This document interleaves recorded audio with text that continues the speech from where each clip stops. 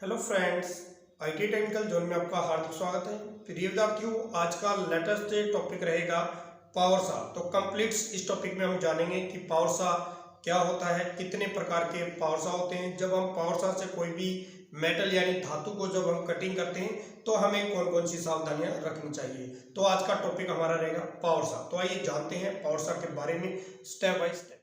तो देखिए प्रिय विद्यार्थियों, टाइटल में लिखा हुआ है पावर सा, और पावर सा को हिंदी में बोलते हैं विद्युत चालित आरी। यानी इसके नाम से ही प्रतीत होता है पावर सा, क्योंकि ये जो मशीन जो होती है, ये पावर सा जो होता है, ये बिजली से चलता है, ठीक है ना। इसलिए इसका नाम क्या रख दिया गया है, पावर सा। तो आइए जान लेते हैं पावर सा की डेफिनेशन। तो देखिए प्रिय विद्यार्थियों, काफी शॉर्ट आउट करके मैंने इसकी डेफिनेशन लिखी हुई है। देखिए यह सबसे अधिक प्रयोग किए जाने वाला पावर सा होता है, ठीक है ना। इसके द्वारा हम कोई भी मोटी प्लेट्स या फिर कोई सरिया या कोई रोड, ठीक है ना, कम समय में हम आसानी से काट सकते हैं। जो कि पावर सा जो होते हैं वो हमेशा बड़े आकार के जो मेटल जो होते हैं, क्योंकि जो हमारे हैंड एक्सा होते हैं ना, जो सिंपल हम प्रयोग करते हैं फिक्स टाइप या फिर एडजस्टेबल टाइप, उससे हम काट तो सकते हैं, लेकिन समय जो है वो बहुत ज़्यादा लग जाता है। उसके अंदर ब्लेड वगैरह है वो भी सबसे ज़्यादा लगते हैं, और उसके अंदर एक ट्रेंड कारीगर की आवश्यकता पड़ती है उस मेटल को काटने के लिए, ठीक है ना।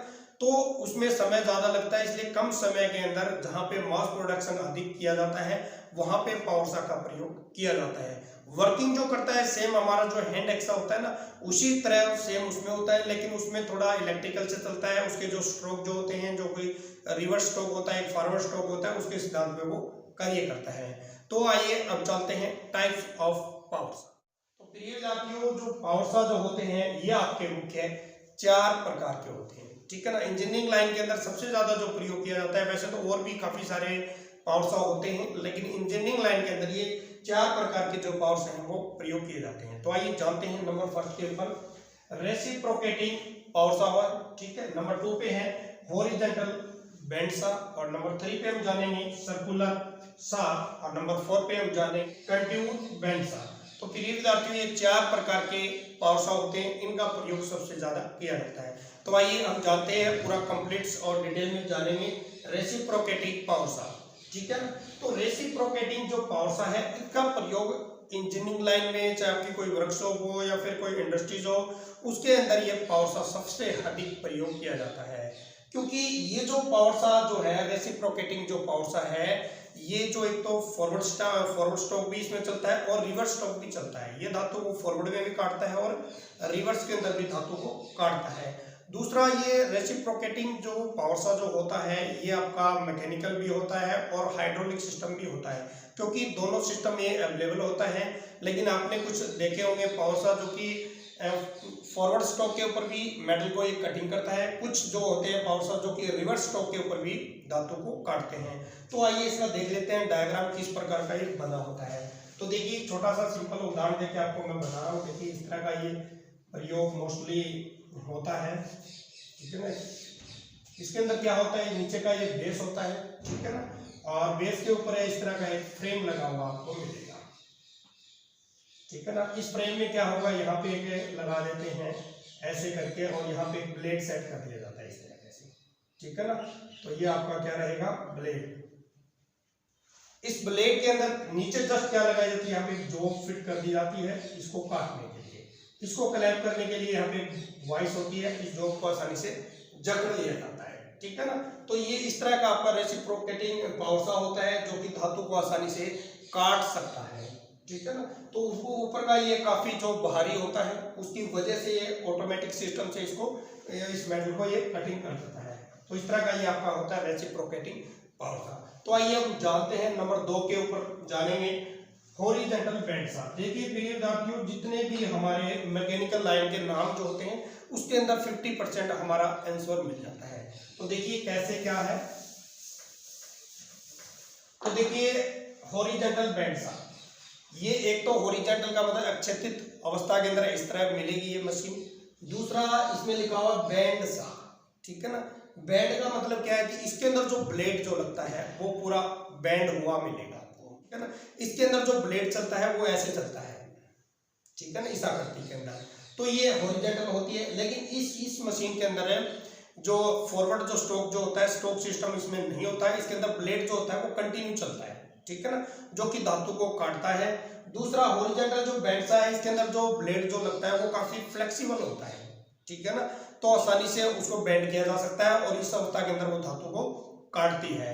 जब भी आपको देखनी होगी इस तरह की मशीन, अगर आपको थोड़ा समझाने का प्रयास करूंगा कि जैसे हमारी आरा मशीन जो होती है जिसमें लकड़ी का कटाई का जो कार्य किया जाता है, तो सेम हमारी ऐसी ही हॉरिजॉन्टल बेंड सा होती है। तो आइए जानते हैं नंबर 3 पे सर्कुलर सा। तो देखिए नाम से प्रिय विद्यार्थियों को पता चलता है कि ये सर्कुलर सा, तो ये जो सा जो होती है, ये जो आरी जो होती है, ये पावर सा जो होता है, इसका प्रयोग बड़े आकार की, ठीक है ना, जो जॉब या मेटल होते हैं या काफी ठोस होते हैं उनको काटने के लिए सर्कुलर सा का प्रयोग किया जाता है। थोड़ा डायग्राम के हिसाब से भी मैं आपको बता देता हूँ। सर्कुलर जो सा होता है इसके अंदर एक ब्लेड जो लगता है, डिस्क की तरह लगता है, गोल ब्लेड लगता है, ठीक है ना, उस ब्लेड को हम बोलते हैं एंडलेस ब्लेड, क्योंकि उस ब्लेड का कोई भी एंड नहीं होता है, बिल्कुल एक चक्री सी होती है जो कि धातु को आसानी से मेटल को काटती है। एक डायग्राम हम ड्रा करेंगे, आपको थोड़ा समझाने का प्रयास करूंगा। तो ये देखिए इसका इस तरह का बेस होता है, ठीक है ना, इस बेस के ऊपर इस तरह का फ्रेम होता है, ठीक है ना, इस फ्रेम के अंदर ऐसे ब्लेड चलता है ऐसे, ठीक है ना, ये ऐसे ऐसे ब्लेड होता है इसके अंदर, और यहाँ पे कोई भी हम जॉब लगा सकते हैं। जिस तरह इस आकार की कोई जॉब है, इसको अगर हमें कटिंग करना है तो इसको हम बोलते हैं एंडलेस ब्लेड, ठीक है ना, तो ये आपका सर्कुलर सा।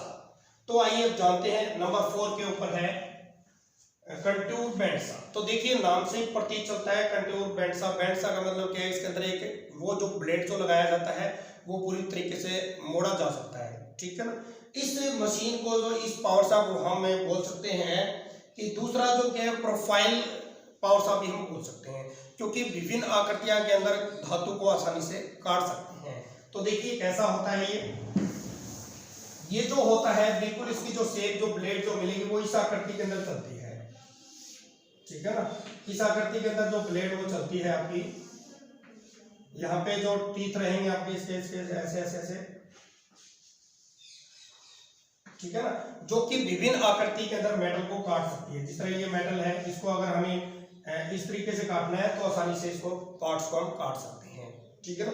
तो डायग्राम आसानी से देख सकते हो, जो कि कंटूर बेंड सा जो है तो वो आसानी से इसको हम प्रोफाइल बेंड सा भी हम बोल सकते हैं, क्योंकि विभिन्न आकृतियों में किसी भी मेटल को काटने के लिए कौन सी पावर सा का प्रयोग करते हैं, तो आपको उसका आंसर करना है कंटूर बेंड सा, ठीक है ना। तो ये प्रिय आपके 4 प्रकार के जो एक्सा थे मैंने स्टेप बाय स्टेप बता दिए हैं। इसमें कुछ ऑब्जेक्टिव टाइप क्वेश्चन भी हम कर लेते हैं, ठीक है ना।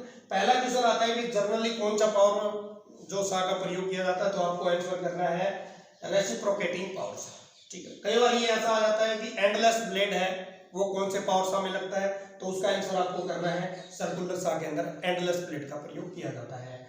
प्रोफाइल जो होती है विभिन्न आकृतियों के अंदर जॉब को काट सकते हैं, तो वो है आपकी कंटूर बेंड सा, ठीक है ना, पावर सा के अंदर हम आसानी से काट सकते हैं। अच्छेदित ऐसा कौन सा है जो कि इस अवस्था के अंदर हॉरिजॉन्टल अवस्था के अंदर कोई भी मेटल को या फिर कोई भी किसी भी जॉब को आसानी से काट सकते हैं, तो नाम से प्रतीत होता है हॉरिजॉन्टल बेंड सा। ऐसा कौन सा इसमें से पावर सा है जिसके अंदर ब्लेड टूट जाता है, उसको हम बेंड करके दोबारा से भी हम उसको यूज कर सकते हैं, तो वो कौन सा रहेगा कंटूर बेंड सा। इसके अंदर भी हम प्रयोग कर सकते हैं दोबारा से ब्लेड, और हॉरिजॉन्टल में भी कर सकते हैं। तो आइए अब जान लेते हैं ये 4 प्रकार के हमने बताए, तो इसमें ब्लेड जो है वो किस प्रकार का ब्लेड लगाया जाता है। तो ये विद्यार्थियों ये जो पावर सा होते हैं इसके अंदर जो ब्लेड जो लगाया जाता है वो लगभग 450 mm का लगाया जाता है, और ये जो ब्लेड जो होता है ये हाई कार्बन स्टील या फिर हाई स्पीड स्टील का बना होता है। ये जो ब्लेड होते हैं ये सामान्य जो हमारे हेक्सा फ्रेम होते हैं उसी तरह इसके अंदर ब्लेड को लगाया जाता है, लेकिन आपको ये विशेष ध्यान रखना है क्योंकि जितने भी पावर सा होते हैं कुछ फॉरवर्ड स्ट्रोक के सिद्धांत पे कार्य करते हैं, कुछ रिवर्स पे करते हैं, तो वो आपको देखना है कि इस मशीन में किस तरह का ब्लेड के जो टीथ हैं वो हमें आगे की तरफ रखने हैं या पीछे की तरफ रखने हैं, ठीक है ना, ये विशेष आपको ध्यान में रखना होता है। ब्लेड जो होता है उसके अंदर जो सेटिंग होती है, ठीक है ना, उसको कुछ में तो वेब की सेटिंग के अनुसार उनके टीथ को मोड़ दिया जाता है, कुछ अल्ट्रा सेटिंग भी उसमें होती है, यानी कुछ दांते दाएं कुछ बाएं, कुछ दाएं कुछ बाएं, तो इस तरह की उसको स्टैगर्ड सेटिंग भी हम बोलते हैं, वेब सेटिंग भी होती है, तो यानी कई तरह की सेटिंग ब्लेड में की जाती है। तो आइए जानते हैं सेफ्टी प्रिकॉशन जो कि हम किसी भी मेटल को जब हम कटिंग करते हैं तो कौन कौन सी सावधानियां हमें रखनी चाहिए। तो प्रिय विद्यार्थियों सबसे पहले क्या होता है कि जब भी हमें कोई भी मेटल काटना होता है तो मशीन को सबसे पहले आसानी से उसको अच्छी तरह साफ कर लेना चाहिए, ठीक है ना। एक कंडीशन ये रहेगी, क्योंकि उसको अच्छी तरह जब तक हम साफ नहीं करेंगे, क्योंकि पहले उसमें कोई ना कोई कचरा गिरा हुआ है, तो अच्छी तरह मशीन को प्रॉपर साफ कर लेना चाहिए। नंबर 2 में आपको जब भी हम किसी भी तरह का कोई मेटल कटिंग करते हैं तो उसके अनुसार ही उसमें ब्लेड को फिट करना चाहिए। नंबर 3 पे रहेगा, जब हम पावर सा का प्रयोग करते हैं तो उसके अंदर जो जॉब लगाई जाती है उसको अच्छी तरह टाइट कर लेना चाहिए। नंबर 4 पे जानेंगे, अगर जब हम पावर सा से कोई भी मेटल को कटिंग करते हैं और मेटल की लंबाई अगर ज़्यादा है तो सपोर्टर का प्रयोग करना चाहिए, या फिर स्क्रू जैक का भी हम प्रयोग कर सकते हैं, ताकि उनका बैलेंस है वो बराबर रखने के लिए। ठीक है ना। नंबर 6 पे रहेगा कि जब भी हम पावर सा का प्रयोग करते हैं, कोई भी मेटल को काटते हैं, उसके मेटल के अनुसार ही उसके अंदर कूलेंट का प्रयोग करना चाहिए। ठीक है ना। अगर कूलेंट का प्रयोग नहीं करेंगे तो जो एक्स्ट्रा जो है हमारा जो ब्लेड जो रहेगा वो जल्दी गर्म होकर टूट भी सकता है और उसके टीथ है वो भी खराब हो सकते हैं। तो ये कंप्लीट सेफ्टी जो मैंने बता दी, और काफ़ी सारी है। प्रिय विद्यार्थियों, जैसे भी हम काम करते हैं तो उसको अच्छी तरह सफाई करके उसके बाद ही मशीन को रखना चाहिए। जब हम उस पर कोई ना कोई मेटल लगाते हैं, कोई साइज चेक को करना होता है, तो पावर सा को पहले बंद करना होता है, उसके बाद ही हमें उसका साइज को चेक करना होता है। अच्छी तरह ड्राइंग को पढ़ने के बाद ही पावर सा के अंदर जॉब को लगाया जाता है, उसके बाद उसकी कटिंग की जाती है। तो ये कंप्लीट था जो कि मैंने पावर सा का पूरा चैप्टर प्रिय विद्यार्थियों आज आपको करवा दिया है। फिर भी इस टॉपिक से संबंधित अगर आपका कोई क्वेश्चन होता है तो मुझे अवश्य कमेंट कर सकते हो। और प्रिय विद्यार्थियों, मुझे फेसबुक पे भी अपना एक चैनल है जो कि आईटी टेक्निकल जोन के नाम से, वहां से जाके भी काफ़ी वीडियो मैंने वहां पे अपलोड करता हूं, वहां से जाके भी मुझे फॉलो कर सकते हो। दूसरा, यूट्यूब के ऊपर जो भी वीडियो मैं अपलोड करता हूं तो उसके लिए पहले आपको सब्सक्राइब चैनल को कर लेना, साथ में बेल आइकन के भी बटन को प्रेस कर लेना, ताकि मेरा कोई भी नया नोटिफिकेशन आए उसको तुरंत आपको सूचना मिल जाए। आशा करता हूँ कि आज का ये टॉपिक आपको जरूर पसंद आएगा। फिर मिलता हूँ एक नई वीडियो एक नए टॉपिक के साथ। तब तक आपको जय हिंद, जय भारत, वंदे